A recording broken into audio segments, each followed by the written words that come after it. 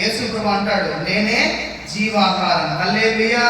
ఈ లోకంలో మనం ఎన్ని కలిగి ఉన్నా గొప్పవాళ్ళం అనిపించుకోము, కానీ ఈ సిరి సంపదలు కలిగి ఉన్న గొప్పవాళ్ళం అనిపించుకోము. కానీ ఎప్పుడైతే యేసయ్యను మన హృదయంలో నింపుకుంటామో, యేసయ్యతో మనం అంటుకట్టుబడతామో, యేసయ్య మన దగ్గర ఉంటారో అందరికంటే గొప్ప స్థానం ఉండగలమా.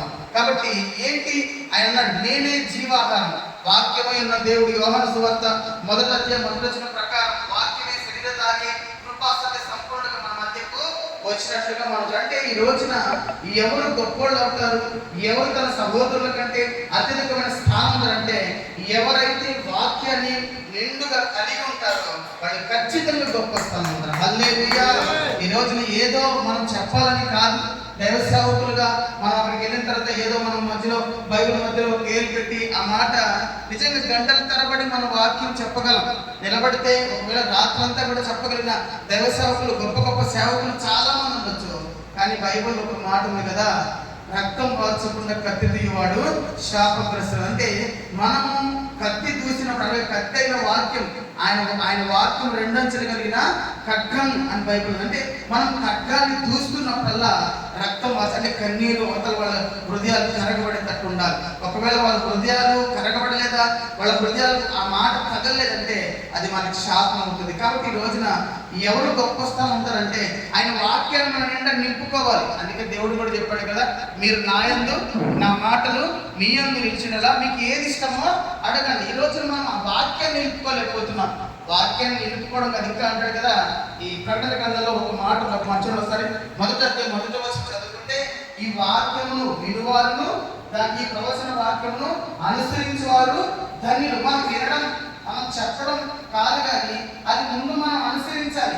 యేసు ప్రభువు వారు ధర్మశాస్త్రాన్ని తన దేహమంతా అమలుపరిచాడు. ఆయన ధర్మశాస్త్రాన్ని తన దేహమంతా అంతా కూడా అమలుపరిచినట్టుగా మనం చూడగలం. చెప్పబోతున్న వాక్యం ముందు మనతో మాట్లాడుకొని తర్వాత సమాజాలతో మనం ప్రకటించాలి. హల్లెలూయా. అంతేకాక ఏదో మనకు వచ్చిందని గంటల తరబడి మనం చెప్పినా కూడా అది మనకు ఆశీర్వాదం కానీ కాదు. కాబట్టి ఈ రోజున ఎందుకు ఆశీర్వాదం తన సహోదరుల కంటే గొప్పవాడు అనిపించుకున్నాడు, తన సహోదరుల కంటే అత్యధికంగా ఆశించబడ్డాడంటే ఈ రోజున చాలా సంఘాలు ఉన్నాయి.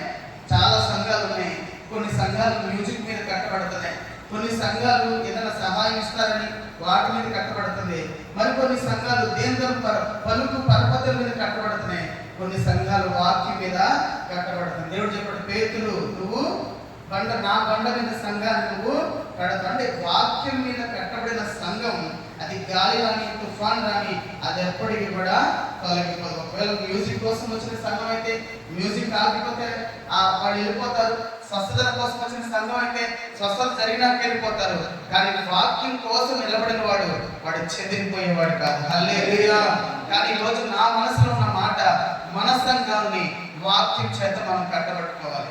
వాక్యం చేత చాలా జాగ్రత్తగా కట్టబడాలి. ఎందుకంటే అపోస్తుల కార్యం 36వ అధ్యాయం 22వ వచనంలో భక్తుడైన పౌలు ఒక మాట అంటాడు. చూడండి, అపోస్తుల కార్యం 36వ అధ్యాయం 22వ వచనం చదువు. 36వ అధ్యాయం 22వ వచనం. 26 క్షమించాలి, 26వ అధ్యాయం 22వ వచనం. 26, 22. అయినను నేను దేవుని వలన సహాయం పొంది నేటి వరకు నిలిచి ఉన్నాను. ఎవరి వల్ల సహాయం పొందాడంట? దేవుని వల్ల సహాయం పొందుతున్నాం.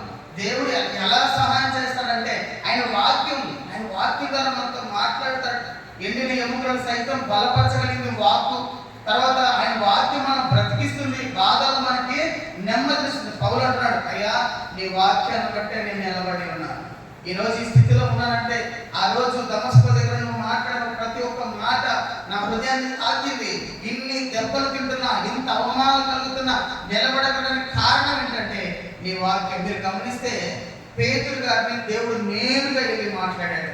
మీ అందరికీ కూడా తెలుసు, గలిలయ ప్రాంతంలో చేపలు పట్టుకుంటుండగా పేతురు ధోనికైనా లోనికి ధోనిని పొమ్మని చెప్పి ఆయన అద్భుతాన్ని చేసి 2 ధోని విస్తారమైన చేపలు పట్టించి ఆయన కన్నులకు ఆశ్చర్యాన్ని కలిగించి యేసుప్రభు వారు పేతురు గారిని పిలిచాడు. ఆ తర్వాత 3.5 సంవత్సరాలు పేతురు యేసుప్రభు వెళ్ళిన ప్రతి చోట పేతురు ఉన్నాడు. ప్రతి అద్భుతాన్ని చూశాడు, ప్రతి ఆశ్చర్యం చూశాడు.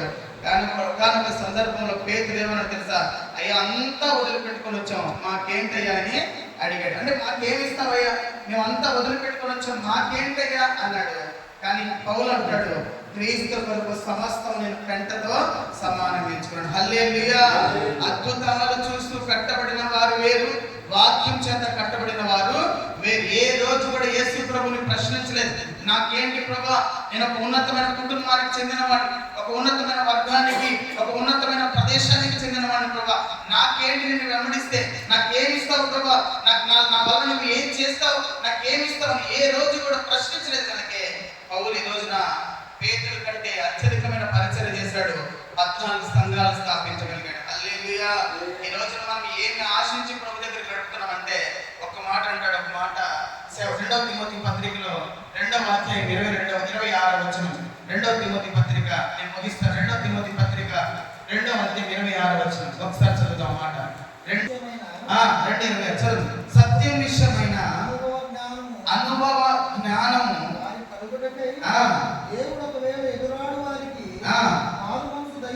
మారు మనసు దయచేయును. అందువలన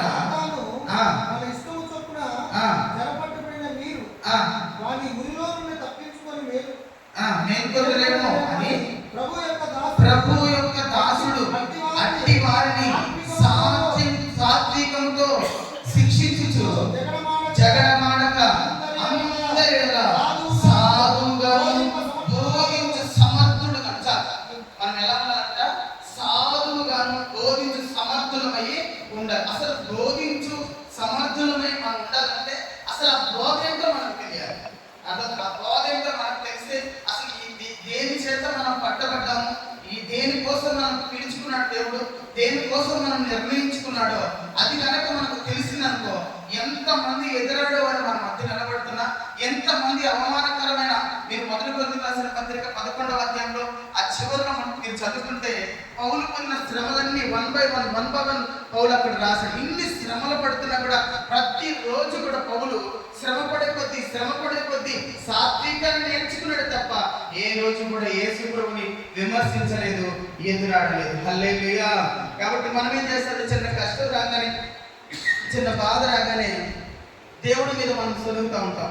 దేవుడి మీద సరిగ్గా ఎందుకు ప్రభు నన్ను పిలిచావు, ఎందుకు నన్ను ఎన్నుకున్నావు ప్రభు, నన్ను ఎందుకు ఏర్పాటు చేసుకున్నావు ప్రభు అని చాలాసార్లు మనంతరికి మనం చాలాసార్లు అనుకుంటాం.